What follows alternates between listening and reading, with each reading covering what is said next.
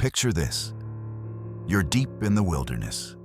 Your GPS dead, the sun bleeding through the canopy as shadows stretch like fingers across the trail. And suddenly, you notice something that makes your blood run cold. There's a second path, barely visible through the undergrowth, leading in the exact same direction as the main trail on your map, but it's not supposed to be there. Why would two trails lead to the same destination? The faint path beckons with an almost magnetic pull, worn just enough to suggest others have taken it before, yet absent from every official map, every ranger's warning, every seasoned hiker's advice. You tell yourself it's probably just a shortcut, maybe an old game trail. But then why does the air feel heavier here? Why do the birds fall silent the moment you consider stepping onto it? The couple in tonight's story faced this exact choice on Trail 13, deep in the Appalachian backcountry, where the forest holds secrets older than the maps that claim to chart it. They'd been hiking for 3 days when exhaustion clouded their judgment, when the weight of their packs seemed to double with each step, when that mysterious second trail appeared like an answer to an unspoken prayer for an easier way back to camp. Against every instinct screaming in their minds, against the clear markings on their weathered trail map, they made the decision that would trap them in a nightmare loop that defied all logic and reason. What they discovered when that unmarked path led them back to their own campsite, abandoned, weathered, and aged as if they'd been gone for weeks instead of hours, challenged everything they thought they knew about time, space, and the thin boundaries between our world and whatever lurks just beyond the edges of our perception. Some trails aren't meant to be found, and some shortcuts lead to destinations that exist outside the normal flow of time, where past and present blur into something far more terrifying than being simply lost in the woods. If this sends chills down your spine, hit subscribe to hear more stories from the dark corners of America's backroads and hidden trails. Sarah and Marcus had been together for 6 years, experienced hikers who'd conquered trails from the Rockies to the Smokies. But nothing had prepared them for the oppressive atmosphere that settled over Trail 13 that October afternoon. When they first noticed the second path diverging from their planned route like a wound in the forest floor. The main trail stretched ahead, clearly marked with blue blazes every 100 feet, exactly as their topographical map indicated. But this other path, worn smooth by countless unseen feet, curved away at a gentle angle that somehow seemed to lead in the same general direction, promising what looked like easier terrain through a grove of ancient hemlocks whose branches filtered the dying light into something green and otherworldly. Marcus studied their position on the GPS one last time before its screen flickered and died. The battery inexplicably drained despite being fully charged that morning. And when he looked up, Sarah was already standing at the threshold of the unmarked trail, her hand resting on the rough bark of a tree whose trunk bore strange scarring that almost resembled symbols. Though weathered beyond any hope of interpretation, they'd been hiking since dawn, their third day on what was supposed to be a 5-day loop through the most remote section of the Appalachian wilderness. And the accumulating exhaustion made the slightly downward slope of the mysterious path seem like a gift, especially when Sarah pointed out fresh boot prints in the soft earth. Evidence that other hikers had chosen this route recently enough that the morning's light rain hadn't washed them away. The decision came without real discussion, just a shared glance and a mutual shrug born from the kind of trail weariness that makes any shortcut seem reasonable. And within moments, they were following the unmarked path as it wound between massive trunks that seemed to close ranks behind them, the blue blazes of Trail 13 disappearing from view with disturbing finality. 20 minutes passed in strange silence. No bird calls, no rustling leaves despite the breeze they could see moving the canopy overhead. And the boot prints they'd been following multiplied impossibly, becoming dozens of tracks all heading in the same direction, some fresh, others partially decomposed into the leaf litter, as if they'd been there for seasons. The path began to loop back on itself in ways that defied their sense of direction, the sun appearing first on their left, then somehow on their right without them having turned.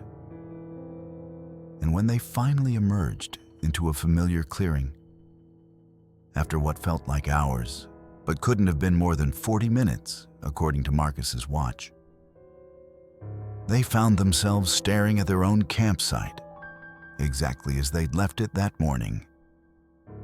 Except the tent fabric was faded and torn, the fire ring filled with ash that had compressed into solid earth.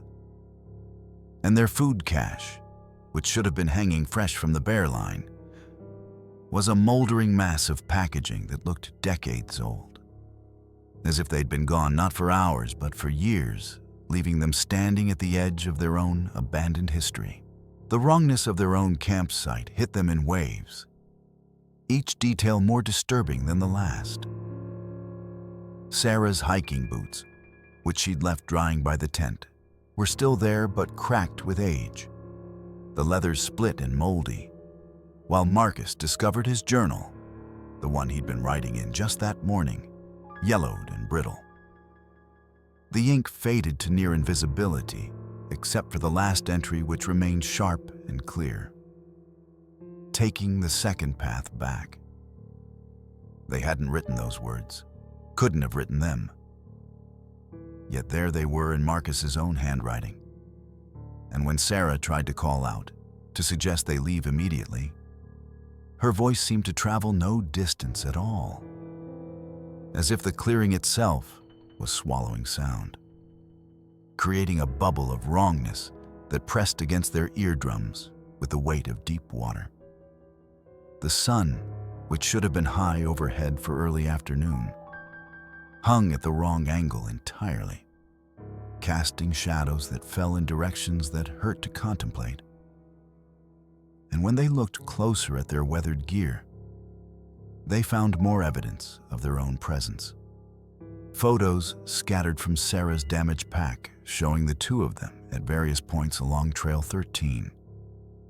But in each image, they looked progressively older, more haggard, their faces bearing the weight of experiences they had no memory of living. Marcus grabbed Sarah's hand, pulling her back toward the path they'd emerged from. But the unmarked trail was gone, replaced by solid undergrowth that showed no sign of ever having been disturbed.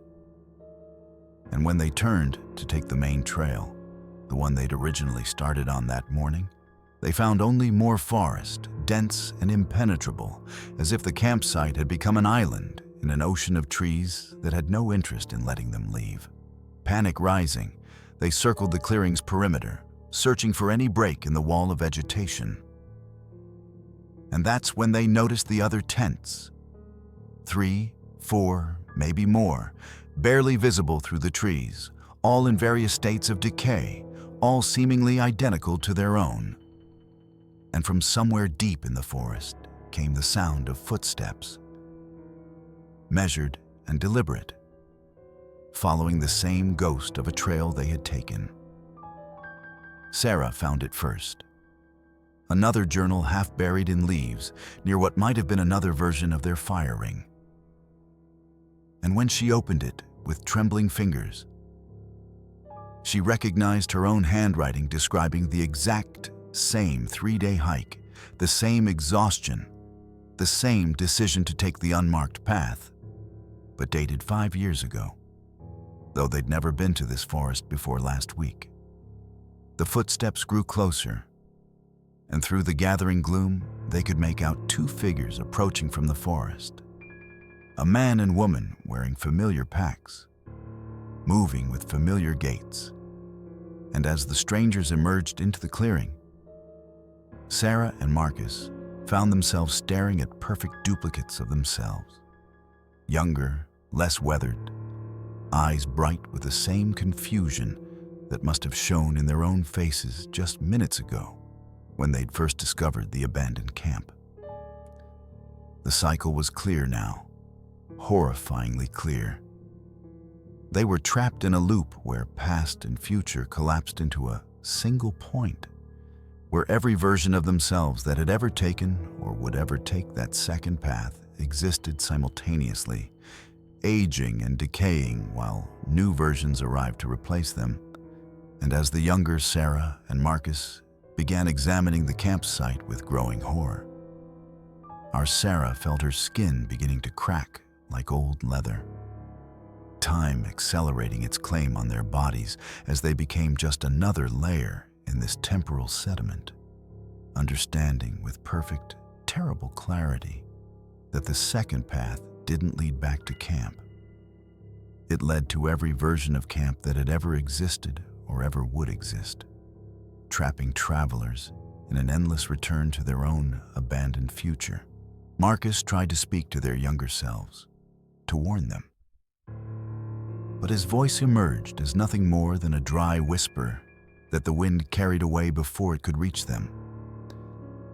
And when he looked down at his hands, he saw the skin had become papery thin, veins visible like dark rivers beneath parchment, aging decades in minutes as the temporal distortion accelerated around them. The younger versions moved through the campsite in perfect mimicry of their own actions from what felt like hours ago, but could have been years, decades, or mere moments in this place where time folded in on itself like origami made of nightmares. And Sarah watched in mounting horror as more figures emerged from the tree line. Dozens of versions of themselves, some elderly and barely able to stand, others middle-aged with haunted eyes, all trapped in various stages of the same endless loop. The forest itself seemed to pulse with malevolent intelligence, the trees leaning inward as if savoring their predicament. And when Sarah tried to run, her legs moved with the slowness of extreme age. Each step in monumental effort as her body continued its rapid deterioration. Her hair turning white and falling out in clumps that dissolved before hitting the ground. Through her dimming vision, she saw something that made her remaining sanity crack. Carved into the trees surrounding the clearing were hundreds of names and dates, all variations of Sarah and Marcus, spanning centuries into the past and future.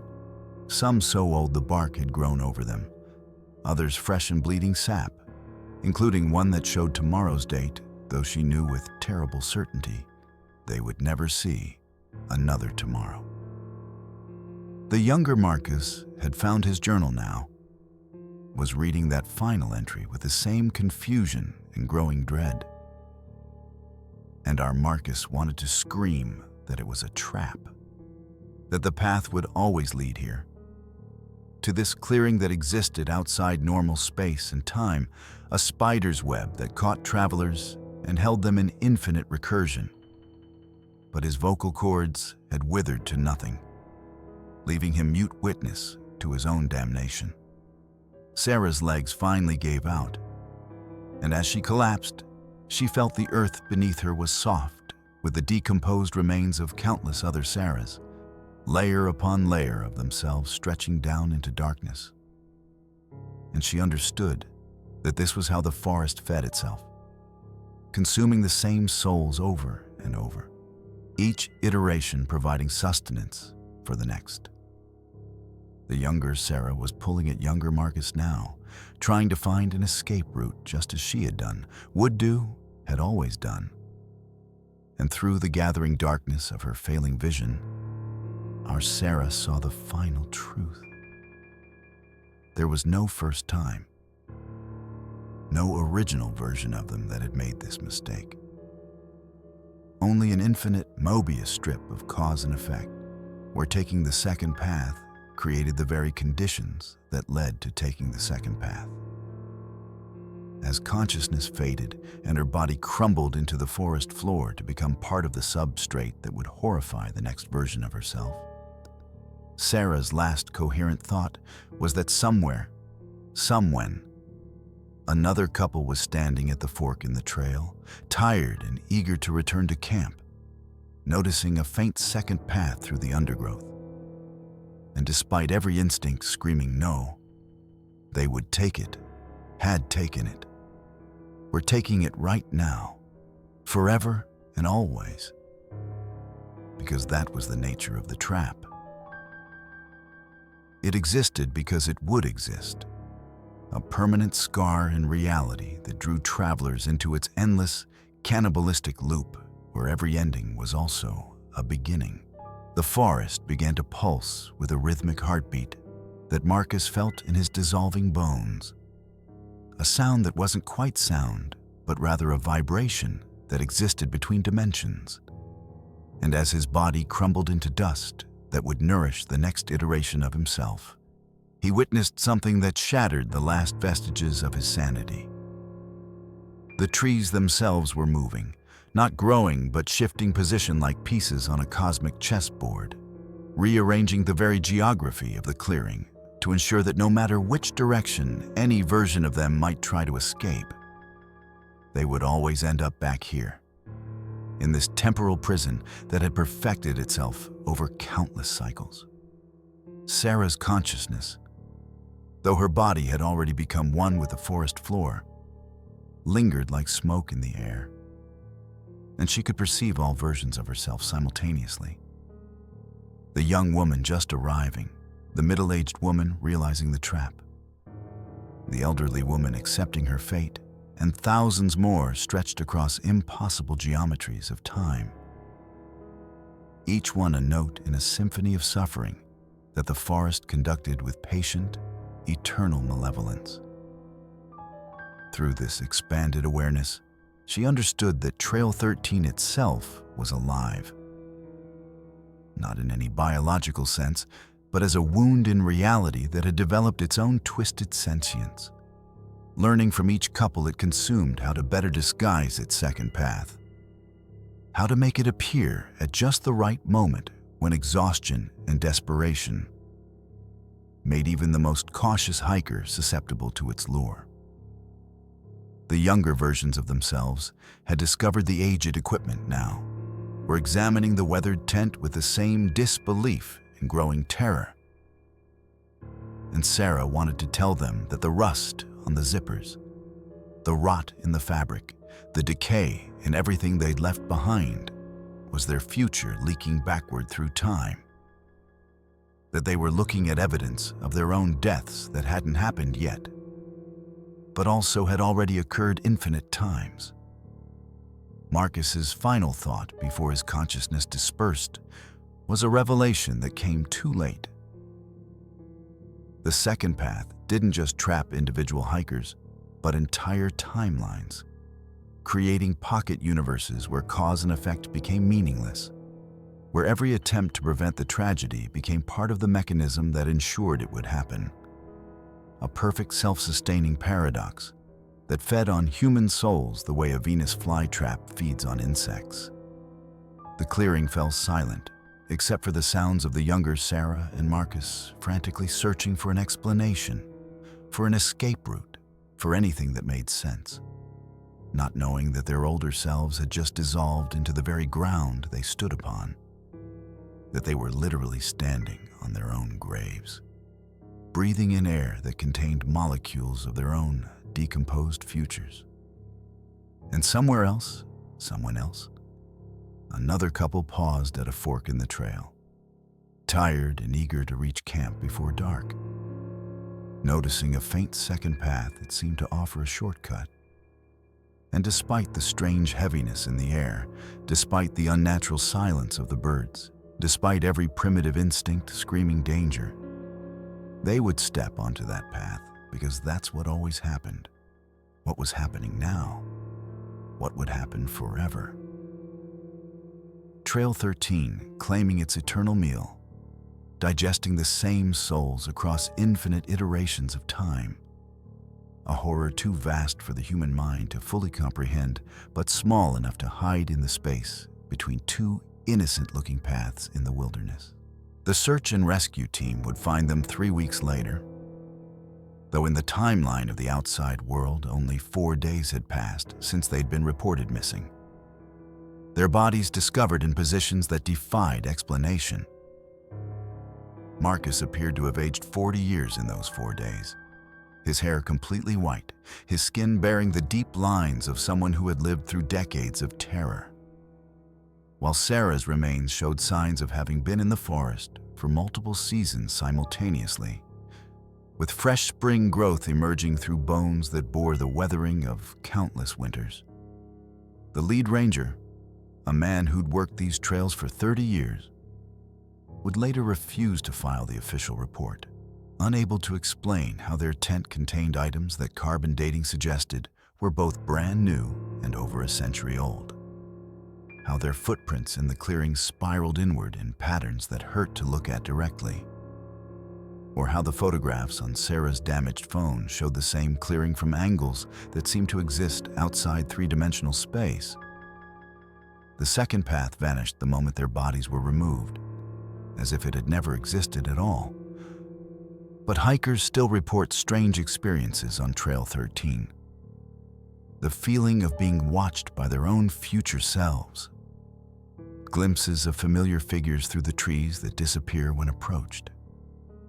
And sometimes, on foggy mornings, when the boundary between possible and impossible grows thin, the sound of someone who sounds exactly like them calling for help from deeper in the forest. The clearing where they died has been officially closed to camping, marked with warnings about unstable ground and dangerous conditions. But rangers know the real reason. Compasses spin wildly there. GPS devices show coordinates that don't exist on any map. And more than one seasoned outdoorsman has reported seeing multiple versions of the same person walking through the trees, each one at a different stage of decay. In Sarah's final journal entry, discovered in a hollow tree 50 yards from where her body was found, though forensics confirmed she never could have walked that far in her condition. She had written a warning in handwriting that grew increasingly erratic. The trail doesn't just loop space, it loops souls. We're not the first, won't be the last. Every couple that's ever gone missing here is still here, still walking, still dying. The forest is full of us, and we're all trying to warn ourselves, but the warning is the trap. The Park Service has since installed new signs at every trailhead. Bright yellow warnings about staying on marked paths. But they know it won't matter, because somewhere out there, right now, another exhausted couple is approaching that fork in the trail. And despite every rational thought, despite the maps in their packs, despite the sudden silence of the forest, they're about to notice a second path that promises a quicker route back to camp. And once they take that first step off the marked trail, they'll join the endless procession of souls caught in Trail 13's temporal web, walking forever toward a camp that's simultaneously waiting for them and already long abandoned. Their future selves already dissolved into the very ground, right, their past selves are about to walk upon.